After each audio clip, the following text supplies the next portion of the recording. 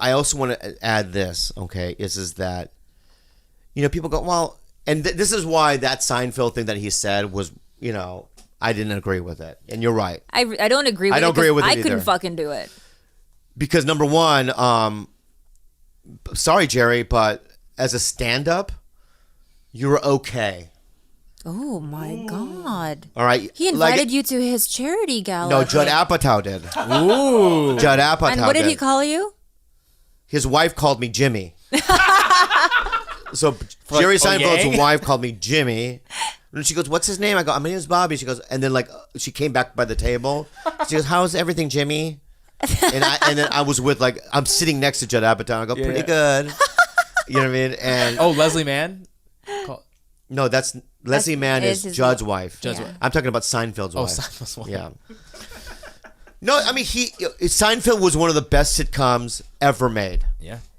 Yes. I'm giving him that. He also created observational comedy. Mm-hmm. Right?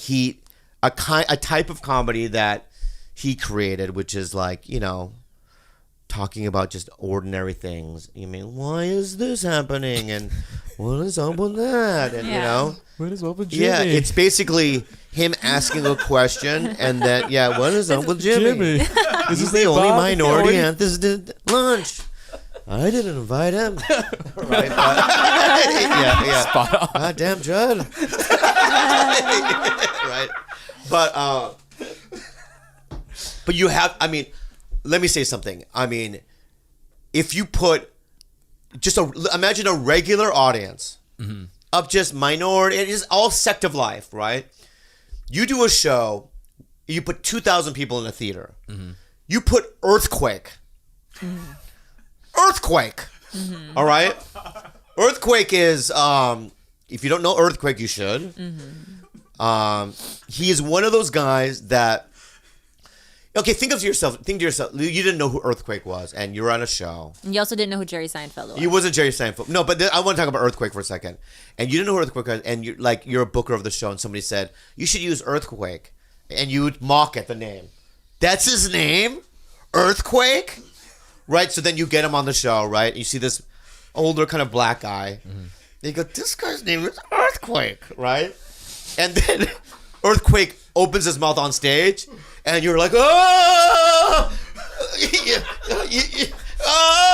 what I mean? Like an earthquake's happening, right? You go, that's why they call him that. That guy's funny as fuck, bro. Funny as fuck, yeah. That guy's funny as fuck, bro, right? It's like when I first saw Cedric the Entertainer. Mm-hmm.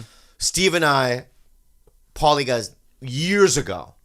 This must have been the late 90s. Mm. And Paulie goes, dude, I'm going into the main room. You want to come with me? I go, no. Especially the way you said it.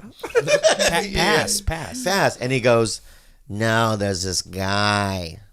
You got to see him. His name is Cedric. And my brother and I go, oh, fuck. So we go sit next to Paulie. And this is when they used to have this show called Fat Tuesdays. Mm-hmm. Mm. It was just black comics. Yeah.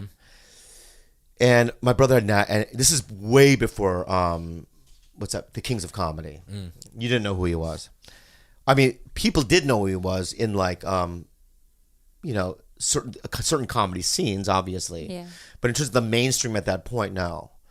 And my brother and I sat there, and Earthquake went up on stage. Not Earthquake, Cedric the Entertainer went up on stage.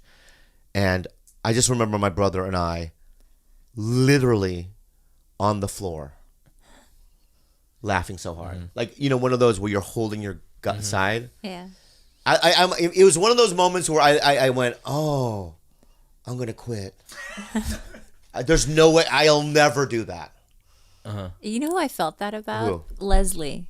Yeah, Leslie has the same thing. She has that same thing. She has a thing, and she's also it depends too on what night. Sometimes if people aren't into it, it could go a little awry. But if Leslie Jones is on, and the audience is primed, there's no one better. Yeah, I agree. And what's I even talking about? Oh, Earthquake and Seinfeld. So yeah, that's it. Let's go back to Earthquake. Yeah. Let's go back. Okay. Let's go backwards. Yeah. So if you had Seinfeld, Earthquake, in front of an audience that's biased. Okay. There's no way Seinfeld will be able to follow him. There's no possible in any word he would eat a dick on stage. You know, and I'm okay to say that because I think you would probably agree. no, I don't know. I mean, I just feel like I'll never know him, or I mean, I went to that one luncheon. I shook his hand, and that's the only interaction I've had. I don't think that this is ever gonna get back to him, so I'm fine with it. You'd be surprised. I know. Now that you say that. But so at the same time, it's like what? Yeah. I mean, I feel like, in that driving thing that he Comedians in Cars.